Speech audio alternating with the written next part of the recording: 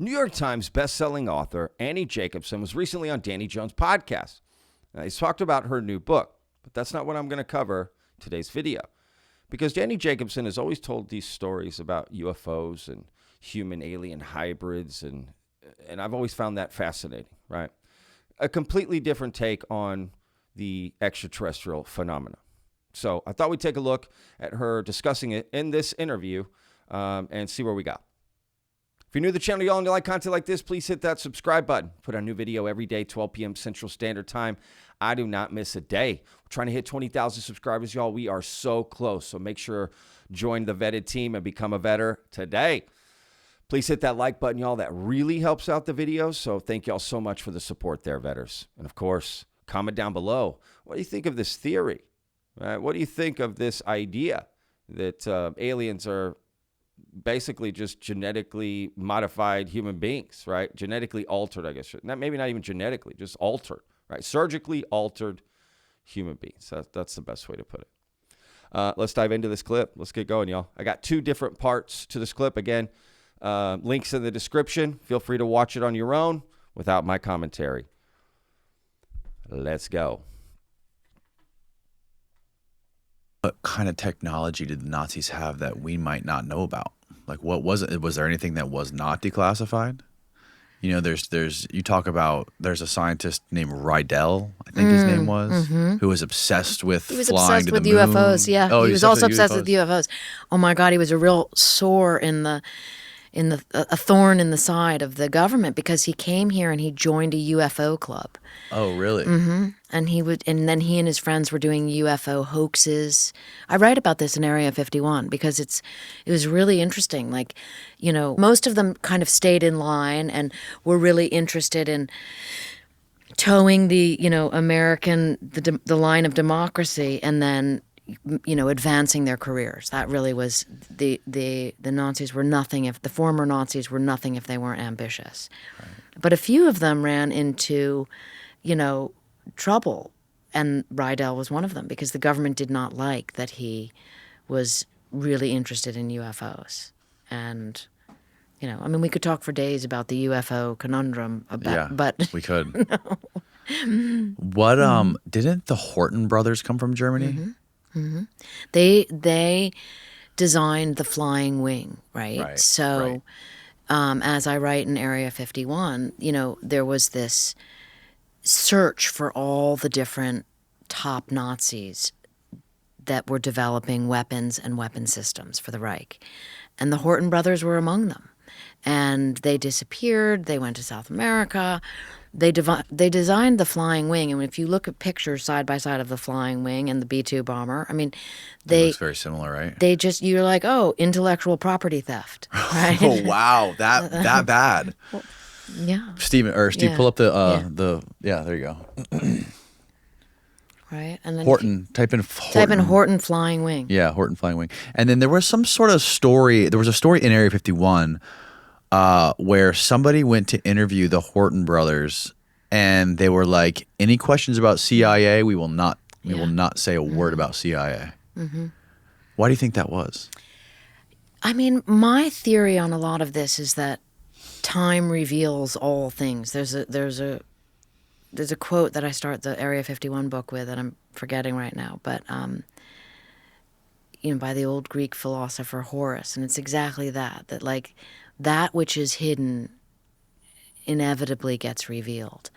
And I think that what's so interesting being a reporter, writing about nonfiction as I do, and others like Tom O'Neill, who's been on your show, who's a friend of mine, right? You know, you just start to you're peeling back layers of this enigmatic system of secrets, and why, and it's like a ball of yarn. It just gets bigger and bigger and bigger and bigger, and that's certainly the case with UFOs. And you could almost say the Horton brothers are the origin story, I believe, of ufology. You know, flying saucers, right? They actually created. What? Right? That's crazy. What do y'all think of that in the comments? Right? The Horton brothers. Right? They are the godfathers of ufology. Right? flying saucers, right? They actually created a aircraft that looks exactly like a flying saucer. I have a picture of it in the Area 51 book. It's a circular. A lot of people did that, right? There was a lot of, even the Nazis had a circular craft. And if you think about it, inevitably somebody would have come up with that regardless of flying saucer or whatever, in my opinion. Just kind of seems if you're, this was, during a time where aircraft, right, were just experimenting, right? You try different shapes, aerodynamics, all these different things, right? Of course, story goes that we reverse engineered that idea, right? Which is interesting. Yeah, I don't know. Her story is interesting. She tells it well. Say that. I listened to the audio. I didn't get the photos. So this is like, and then what comes first, the chicken or the egg, right? Exactly. Yeah. Exactly. What can we find a picture of it? I would love to see it. Horton Brothers flying saucer, Area 51. We can find it online, you think? Yeah, there it is. Right there. Right. So it's like, did the flying saucer come from reverse engineered ET craft? Right? Or we just sort of made it up and to look like ET craft and confuse people. But again, the movements that people are claiming that these objects do in the sky, there's just no way that we would have that technology and only use it to confuse ourselves. Right? That just doesn't make sense. Now, granted, if America had no UFO sightings and it was just like all these other countries, maybe I could see that argument, right? We're trying to confuse them, our adversaries. But why would we want to confuse our own people, American people? They took Is that it right there? That's from my book, yes. So they're pointing at this photo right here. I mean, it's like a boomerang, right? Which bomber, a lot of jets, right? Very much like still looks like bird wings. I don't know if I would say that's a flying saucer. Right? Oh, wow. That I got at the National Archives. Well, that doesn't really look like a flying saucer. I guess from one angle it does. That's funny. That's funny. I haven't seen these clips, y'all. I just found them on the chapters, and I like to react raw to this. This is my real raw reactions to just like y'all that are watching this. It's the one right here, the one wing, the one wing. Oh, right? that down below, right here. No. Where are we pointing at? Yeah. See, it says Arrow Stories. Horton Brothers, God, two brothers, that one thing wing. Is so futuristic looking. It's right? crazy. I mean, that was 1941 or 2, right? Right. Oh, it burned. I mean, again. The thing that I doesn't think really is look interesting like a is like flying saucer. that you can that the guess it human. does. I guess if you saw one part of that, didn't see the back end. It's very drone-like. I don't know. Could that account for some sightings? Sure. But again, I think we have to remember that a lot of these sightings don't just, especially when it comes to military, let's focus on that, military sightings, right? A lot of these events are supported by, you might have video or photographic evidence, but then you've got radar data, you've got multiple eyewitnesses, right? And then you got to just put into context other facts that normally don't get told with the story. And actually on Weaponized yesterday, Jeremy Corbell and George Knapp pointed that out. It was great, right? There was a clip of, I can't remember the guy's name, but he's talking about, right, like, because they were talking about the triangle pyramid in Weaponized, right? And saying that's legitimate, right? That's what that is. It is a triangle pyramid object, self-illuminating, right? It had nothing to do with the, the shutter, right, as it closes. Anyway, because the shape of the shutter, whatever that is, that's the shape you'll get from bokeh, right? So if it's, right, if you use three lines, you're going to get that, right? And then the shutter would do that, right? So, and some of them have 5 or 6 or 7, right? And it becomes more circular depending on how many more pieces they add for that shutter. And it just makes the shutter better, close, open better, whatever. So anyway, the point was that this one gentleman talks about, a lot of these sightings will happen in military exercises, right? During military exercises, like, oh, well, it's our own advanced tech. It's like these things are planned out way in advance, he says, right? And I agree and believe that, sometimes up to a year. And they're going to secure a whole part of, clear the airspace, clear everything around. I mean, you're getting whole squadrons together, battleships, like all of this together, right? So something just random is not just going to be flying around from our own advanced tech.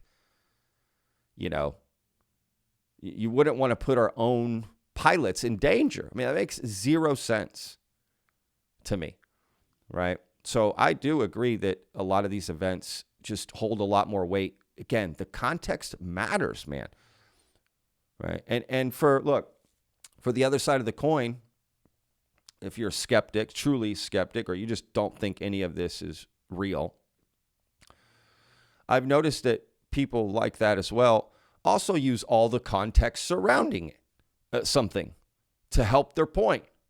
But then when it comes to, the gimbal video or go fast or something, it's like no context. They don't want to talk about the context, just this video. But then when they're telling another story, it's like they don't mind using all the context that goes with it. And I think just to be fair, no matter how you're trying to get to the truth, context does matter. It just does.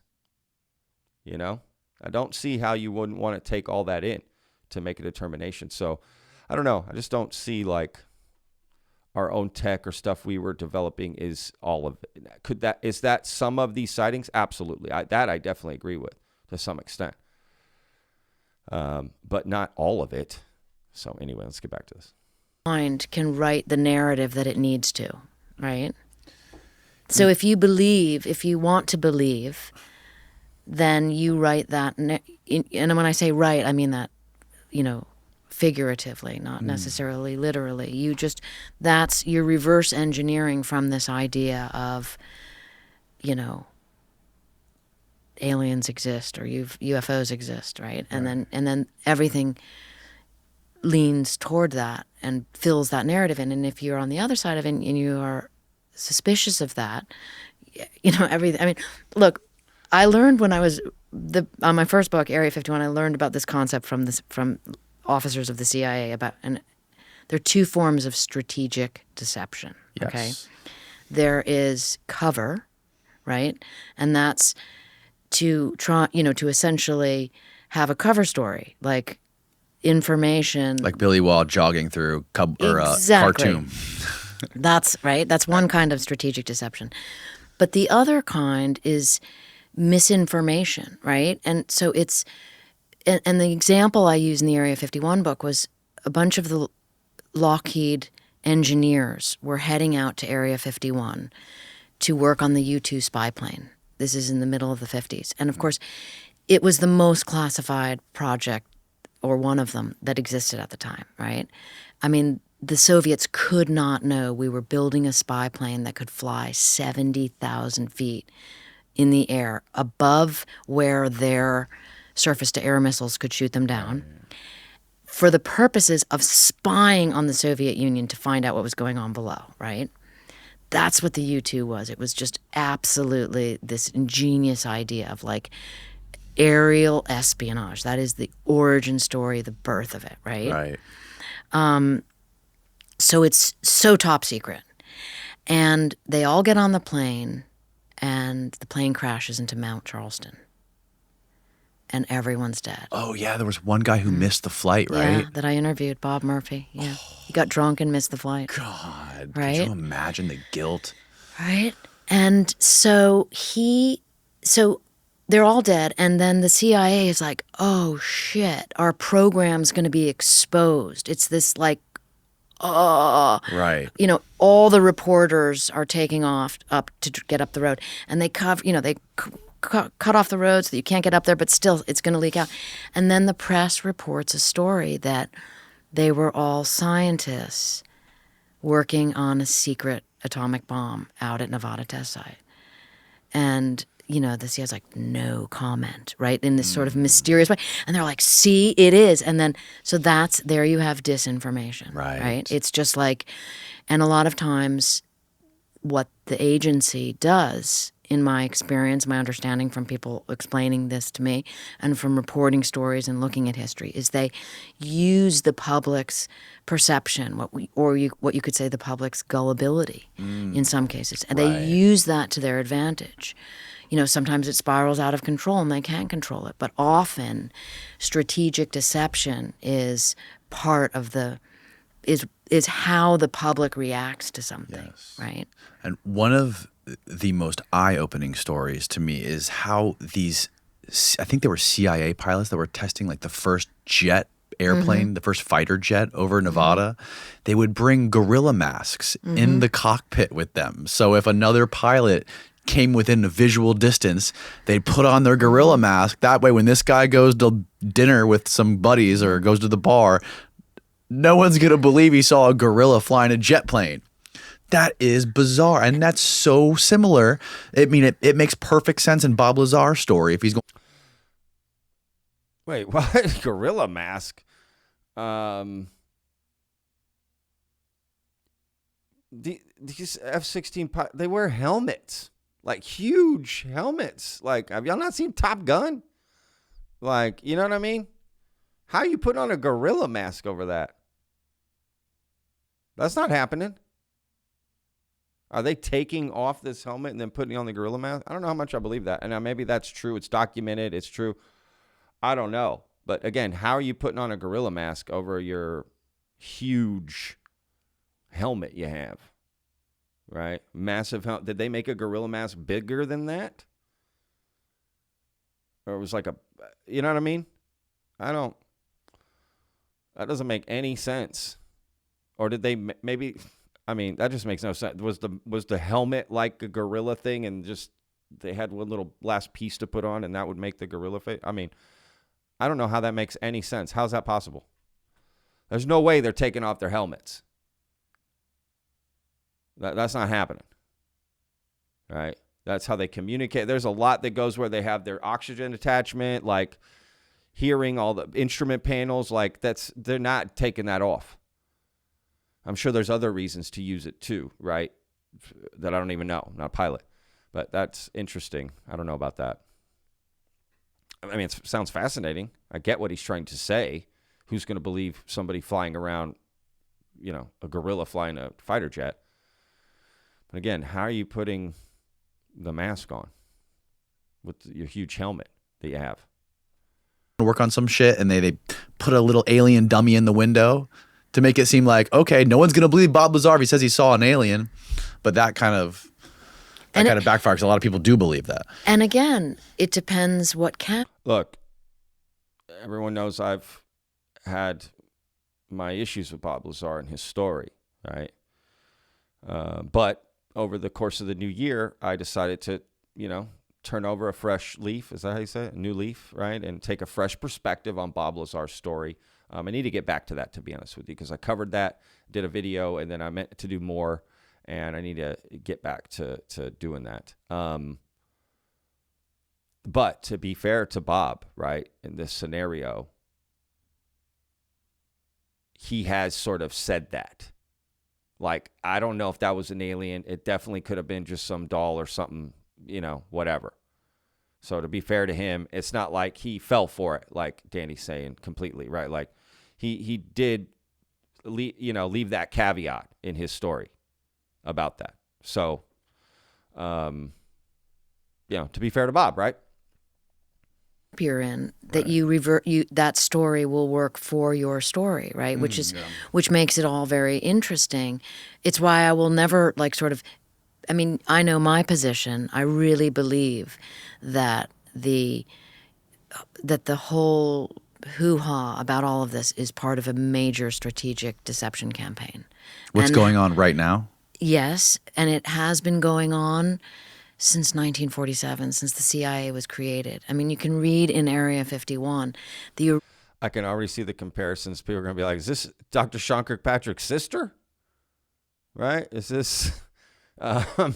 I can already see that happening because that's essentially what Dr. Sean Kirkpatrick is saying, right? And other people. I think, let's be real. There's a saying, the truth is in the middle, right? So there's definitely probably some deception campaign happening, right? And then there's probably some ET craft happening. It's a little bit of both. And you've got some crazy people in this community who want to attach themselves and make up stories and become part of it, right? And that happens in any topic or community or whatever it is, right? Or people have a small snippet and they exaggerate it, right? We do have our own advanced tech that is probably being misidentified. Then you've got the other anomalies, right? Whether it be, I hate to say it, but yes, some are going to be balloons, birds, satellites, atmospheric conditions you may not be familiar with. But again, truth is probably in the middle, right? So it's like there's not just one answer for all of this. There's multiple. When I say multiple, I mean multiple answers for all of this, right? So anyway, all right, let's continue. Original concern of then CIA Director Walter Beadle Smith, right? His concern with this UFO craze. I mean, I quote the documents from the archives, right? That it's going to cause a problem, and we need to use this. I'm paraphrasing again, but this was happening in 1947, and you can just chart, or at least I can, how this is a repeating story. Now, many people, take me to task over that, and I've interviewed for my book Phenomena many of the individuals who are at the fore of this thrust to say that the U.S. government is hiding alien technology. Now, what do you think? Sorry, go ahead. Well, to me, it's and I've interviewed all of them, and I've written about what they have told me and their opinions about things. And so, do they change their mind? Are they part of the strategic deception campaign? Are some of them? I mean, excuse me, I sit back and look from afar. That's maybe my Tom O'Neill chaos book. That's the 20-year, side reporting, because it just keeps building, and people continue to contact me about this and that, and it just gets more and more interesting. And also, as the science and technology grows, right, now you have threaded into all of this these new issues about DNA, about about things that didn't exist, or they certainly existed, but that didn't exist within the narrative 60, 70 years ago, right? What about DNA? Being in this idea that people that have experiences are different and they have different DNA. I mean, I get into that in the end of Phenomena, but that's the one I haven't read yet. Yeah. I mean, I'm a storyteller. I'm a reporter, but I'm a storyteller, and I'm really interested in stories, and I'm really interested in how people, how you live your life. And, Joan Didion said, we tell ourselves stories to live. Right. Right? Right. And also, many of the people I know that are involved in that world have had what are called near-death experiences, right? In the phenomena. Yeah. And if you've had a near-death experience, to my eye, you are in a different category of human being, right? Because you've had an experience that others simply can't relate to, right? And I'm talking about particularly in war. Most of the people I know that have shared with me, they're really intense, I should have died story, right? Right. That's really intense. Yes. That's an experience that, right, is going to change your thinking, right? I have a lot I want to ask you about that, but I want to stay on the UFOs for a second. I thought we were going back to paperclip. Right. First, we got to do surprise, kill, vanish. Then we got to go back to. If you were to decide to start writing a book about the whole UFO phenomenon in America right now, and you were to start interviewing all your sources, do you think you would get the real story? I wouldn't write that book because that's opinion. And I Yeah. don't want to write opinion. I do write, here's this document, here's that There's document. no documents. That's the thing. There's There no are, hard. absolutely. There's no hard evidence, though. And I think that's the long quest for me, ultimately. And I also build trust with people who sit in that world, right? And in my experience also, as people get older and they come closer to meeting the maker, their perspective shifts on what is important and what they want to share and tell. And I think that's really interesting, So anyway, look, I'm going to put a link in the description for that. The last clip here, what you click down for. All right, let's just go in. Tell the EG&G guy's story before we move on to the next book. So this guy was an EG&G scientist. Maybe he was there, maybe he was not.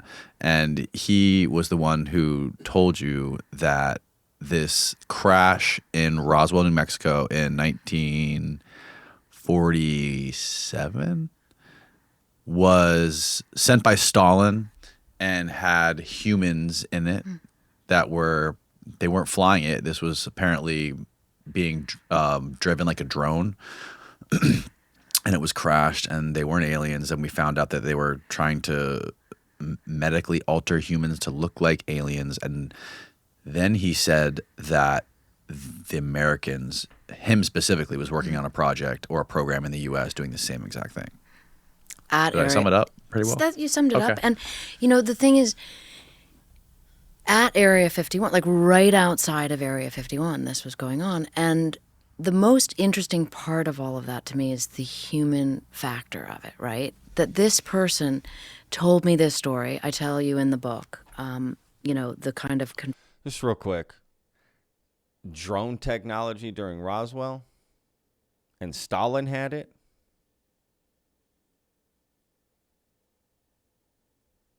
I mean, how? All the way from Russia, they flew a drone to Roswell, New Mexico. Right? Or where did this take off from? Like, you know what I mean? Like, I don't know. That's a part of the story. It's really, it's all kind of hard for me to buy, to be honest with you, the whole story. Fashion. And again, he was colleagues with all of them. So completely legitimate person. And he wanted the story known because of the human experiment element of it, right? And this kind of indirectly led me to the paperclip reporting, right? To looking at the Nuremberg doctors trial, right? Oh, And really? Yeah. Oh, I mean, wow. his position was, it's one thing to be manipulating people's perception about whether or not something is a UFO from outer space or advanced aircraft, right? It's one thing to do that. It's one thing to manipulate, the storyline. But it's another thing to involve humans in experiments. And that's what he said. That was the element that he said kept him from being able to sleep at night. Right? And remember that he implicated himself in this Telling you dark this. program. Yes. So you have to say to yourself, what kind of a madman would make something like that up by in implicating himself? He wasn't finger pointing. He was saying, this is on my conscience. I was part of it. We were a small group of people. It was super classified. And it was horrible and dark, and it should never have been done. And So to add more, I actually don't know if they're going to get to that point, but like they took supposedly mentally handicapped people, children, surgically altered them, right? Medically altered them to look like aliens. Flew this, UFO that they had built, and also it's a drone. Crashed it in Roswell, and that's what, to confuse us Americans, and then that's what we found. We covered it up, yada, yada. So let's think about this. Why didn't Stalin ever use that technology ever again? Like flying saucer, like real drone flying saucers. Why didn't they take over? Like that part just makes no sense. Maybe surgically altering. Okay, I could believe some of that maybe, but and let's be real. They would leave that technology for the Americans to find, the drone technology, right? Because not only are you going to get the bodies, okay, but you're going to get the technology that you just crashed, right? And so maybe is that part of the story? We've been trying to reverse engineer Stalin's super advanced tech from the 40s, right? And something they never used again. There's so many holes in that story for me, right? And his belief was by telling me, then more would be revealed, right? More information would come out. But the most interesting part of that, the coda, which also have never spoken of and telling you now, which is why maybe I will write about it over 20 years, right, is that his family was deeply upset because his family did not know this dark secret he carried, okay? And as I write in the book, I said, why are you telling me this? Why aren't you confessing this to a priest? And it was that he felt that he would be judged by a priest, right? And that me as a reporter was not judging, I was just simply recording information. And which was my position, And so when I went to his house, when I asked him, why aren't you telling a priest this? Why are you telling me? And his feeling was that I wouldn't judge him, right? So this was meaningful to me because I understood that this was a deeply human conundrum that he was in, and for whatever reason, call it fate and circumstance, I was the reporter that showed up in his life. I was the one that was learning other things about this area, Area 51, and the people involved in it. And he felt compelled to tell me and have it on the record, right? It made an extraordinary, bada boom, right? People were, outraged. I mean, it's made up, it's not made up. How could, a million different reactions, right? But to me, what was important was what his family thought, because they did not know this dark secret before it appeared in my book. And so he asked me to come out to where he lived in the Las Vegas area. And I showed up, and in the room was his wife and his children. And we had this kind of come to Jesus roundtable where they were like, tell us that is not true.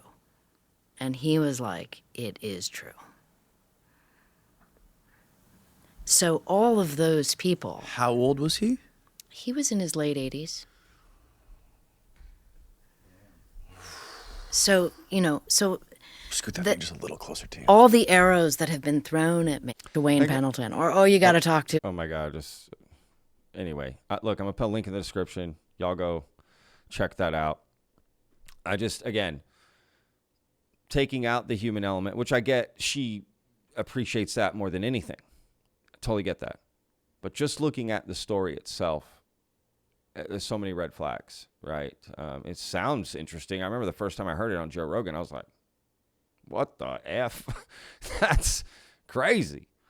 But again, if you just kind of break down how a lot of that would work, sort of like recreating the scenario in your mind, you start to see, well, that just doesn't make sense. Again, there's no way they would be able to hide their Russian technology, like in parts and everything. Does that make sense? And bolts and wires they would have had to have used, Stalin and the Russians, right, to send that drone flying saucer over. When it crashed, we would have found all that. We would have been able to tell from something of it, this is Russian, right? You wouldn't have been able to hide that. And again, that's all that evidence you would leave, And if you said, well, Patrick, it was a one-off. Why would you one-off something so advanced that you would never want to use again?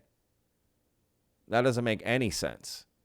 So I don't think the Russians had that kind of technology and then used that to confuse Americans, right?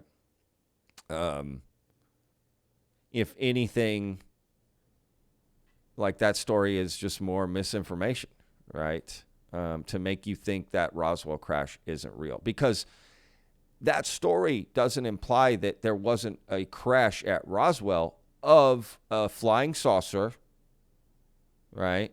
And bodies being found, right? And a cover-up. So let's be real. Like, yeah, because denying something like that, I think, is getting harder. Denying that Roswell happened, right? Again, I'm no expert. But just saying. So, I don't know. Found this fascinating. Curious to read the comments. We'll see how that goes. So, anyway, y'all, we'll see you guys on tomorrow's video. Let me know what y'all think about all this, and I'll take a look at all the comments. So, tomorrow, 12 p.m. Central Standard Time. Remember, y'all, every day is a gift. Oh, my bad. Don't forget, tomorrow is our very first Patreon meeting, okay? Saturday at 3 p.m. Central Standard Time. So if you want to join the live meetup with everybody and get to know everybody in Patreon, go to vetted.show and you can join up. And, yeah, we're going to do it once a week. All right, so anyway, thank y'all again for watching. We'll see you tomorrow. Every day's a gift. Peace, y'all.